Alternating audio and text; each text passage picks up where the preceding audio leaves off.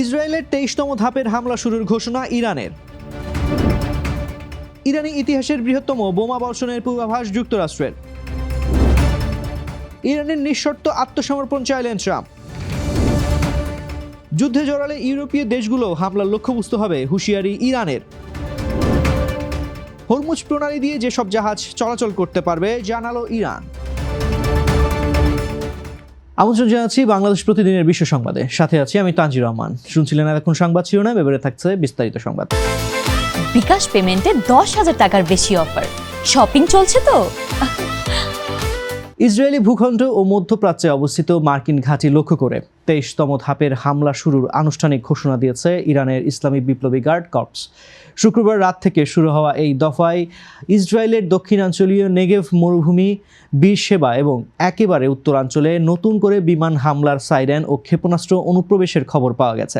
ইসরায়েলের সামরিক বাহিনী জানিয়েছে এসব হুমকি মোকাবেলায় তাদের আকাশ প্রতিরক্ষা ব্যবস্থা বর্তমানে সক্রিয় রয়েছে। তেল আবিবের আকাশে ইরানের ক্ষেপণাস্ত্র লক্ষ্য করে ইন্টারসেপ্টর ছোড়ার পর ধোঁয়ার কুণ্ডলী দেখা গেছে। বিশ্লেষকদের মতে অনবরত ক্ষেপণাস্ত্র ছুড়ে ইসরায়েলের আকাশ প্রতিরক্ষা ব্যবস্থাকে নিঃশেষ করে এখন ইরানের মূল কৌশল। এর মাধ্যমে তেহরান বিশ্বকে দেখাতে চায় যে এক সপ্তাহ ধরে যুক্তরাষ্ট্র ও ইসরায়েলের যৌথ হামলার পরও তাদের পাল্টা আঘাত হানার সক্ষমতা ফুরিয়ে যায়নি। গত শনিবার থেকে শুরু হওয়া এই তুমুল যুদ্ধে ইরান এখন শুধু ইসরায়েল নয়, পুরো অঞ্চলে হামলা চালানোর সক্ষমতা রাখছে বলে দাবি করেছে। আল জাজিরার তথ্যমতে দখলদার ইসরায়েলের অবকাঠামো লক্ষ্য করে এই ড্রোন ও মিসাইল হামলা অব্যাহত রয়েছে। বর্তমানে উভয় পক্ষের মধ্যে চরম উত্তেজনা ও পাল্টাপাল্টি হামলার ঘটনা বিশ্ববাসীকে ভাবিয়ে তুলছে। যুক্তরাষ্ট্রের অর্থমন্ত্রী স্কট বেসেন্ট আজ রাতে ইরানের ওপর ইতিহাসের বৃহত্তম বোমা বর্ষণ কর্মসূচির পূর্বাভাস দিয়েছেন।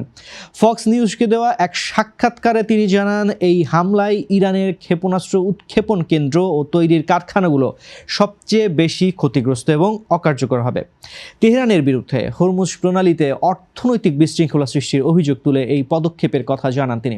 এদিকে ইসরায়েলি বাহিনী ইরানে নতুন দফায় ব্যাপক বিমান হামলা শুরু করার ঘোষণা দেওয়ার পর আজ তেহরানের প্রধান অভ্যন্তরীণ বিমানবন্দর মেহরাবাদে বড় ধরনের বিস্ফোরণ ঘটেছে। সামাজিক যোগাযোগ মাধ্যমে ছড়িয়ে পড়া ভিডিওতে বিমানবন্দরে জ্বলন্ত উড়োজাহাজ ও ধোঁয়ার কুণ্ডলী দেখা গেছে। এর আগে গত 4 মার্চও ইসরায়েল এই বিমানবন্দরে হামলা চালিয়ে তাদের প্রতিরক্ষা ব্যবস্থা ও হেলিকপ্টার তৈরির কারখানা ধ্বংসের দাবি করেছিল। মার্কিন প্রেসিডেন্ট ডোনাল্ড ট্রাম্প নতুন এক বার্তায় জানিয়েছেন, ইরান নিঃশর্ত আত্মসমর্পণ না করা পর্যন্ত তাদের সঙ্গে কোনো আলোচনা বা চুক্তি হবে না। শুক্রবার সামাজিক যোগাযোগ মাধ্যমে তিনি বলেন, আত্মসমর্পণের পর একটি শক্তিশালী নেতৃত্ব নির্বাচনের মাধ্যমেই কেবল দেশটিতে ধ্বংসের হাত থেকে রক্ষা করা সম্ভব। এমনকি ইরানের নতুন সর্বোচ্চ নেতা নির্বাচনেও যুক্তরাষ্ট্রের ভূমিকা থাকার দাবি তুলেছেন তিনি। বিপরীতে ইরানের প্রেসিডেন্ট মাসউদ পেজেশকিয়ান জানিয়েছেন যে কিছু দেশ সংঘাত নিরসনে মধ্যস্থতার উদ্যোগ নিয়েছে, তবে দেশের মর্যাদা রক্ষায় তারা কোনো আপোষ করবে না। এদিকে যুদ্ধ পরিস্থিতি আরও ভয়াবহ রূপ নিয়েছে। ইসরায়েলি বাহিনী লেবাননের বৈরুতে ব্যাপক হামলার পাশাপাশি তেহরানেও নতুন করে আক্রমণ চালিয়েছে। এছাড়া খামেনির বাংকার ধ্বংসে 50 যুদ্ধ বিমান অংশ নিয়েছিল বলেও দাবি করেছে ইসরায়েল। ট্রাম্পের এই অবস্থান এবং ইসরায়েলের ক্রমাগত বিমান হামলা মধ্যপ্রাচ্যের পরিস্থিতিকে এক অনিশ্চিত পরিণতির দিকে ঠেলে দিচ্ছে। ইরানের উপপররাষ্ট্রমন্ত্রী মাজিদ তাখত রাভাঞ্চি এক সাক্ষাৎকারে কড়া হুঁশিয়ারি দিয়ে বলেছেন, ইরানের বিরুদ্ধে চলমান আগ্রাসনে যুক্তরাষ্ট্র ও ইসরায়েলের সঙ্গে কোনো দেশ হাত মেলালে তারা তেহরানের বৈধ লক্ষ্যবস্তু হিসেবে গণ্য হবে। তিনি জানান, ইউরোপীয় দেশসহ সংশ্লিষ্ট সবাইকে ইতিমধ্যে সতর্ক করা হয়েছে যাতে তারা এই যুদ্ধে অংশ না নেয়। রাভাঞ্চি দাবি করেন, গত বৃহস্পতিবার জেনেভায় যুক্তরাষ্ট্রের সঙ্গে ইরানের আলোচনা সফল হওয়া সত্ত্বেও শনিবার থেকে হঠাৎ এই হামলা শুরু করা হয়েছে। এছাড়া প্রতিবেশী দেশ ইরাকের অভ্যন্তরে কুর্দি গোষ্ঠীগুলোর উপর হামলার বিষয়টিও তিনি নিশ্চিত করেছেন।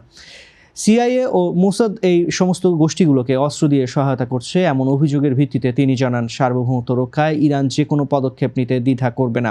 এই বিবৃতির ফলে মধ্যপ্রাচ্যের যুদ্ধ এখন ইউরোপ সহ আরও বড় পরিসরে ছড়িয়ে পড়ার আশঙ্কা দেখা দিয়েছে। ইরানের এমন কঠোর অবস্থান এবং যুক্তরাষ্ট্রের অনমনীয় মনোভাব আন্তর্জাতিক মহলে চরম উদ্বেগ সৃষ্টি করেছে।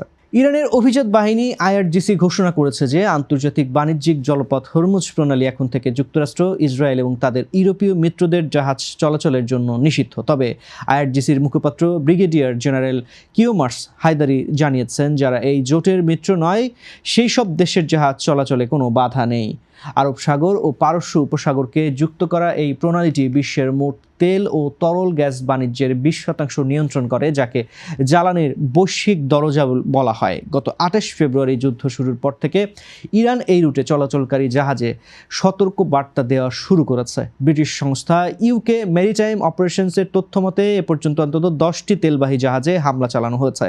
এই নিষেধাজ্ঞার ফলে মধ্যপ্রাচ্য থেকে পশ্চিমা বিশ্বে জ্বালানি সরবরাহ মারাত্মক ঝুঁকির মুখে পড়ার আশঙ্কা দেখা দিয়েছে। কৌশলগতভাবে অত্যন্ত গুরুত্বপূর্ণ এই জলপথ দিয়ে ইরানের এমন কঠোর অবস্থান বিশ্ব অর্থনীতিতে বড় ধরনের অস্থিরতা তৈরি করতে পারে। দর্শক, এই ছিল আজকের বাংলাদেশ প্রতিদিনের বিশ্ব সংবাদ। সবশেষ খবর জানতে চোখ রাখুন বাংলাদেশ প্রতিদিনের ফেসবুক পেজ ও ইউটিউব চ্যানেল। এতক্ষণ সঙ্গে থাকার জন্য ধন্যবাদ সবাইকে।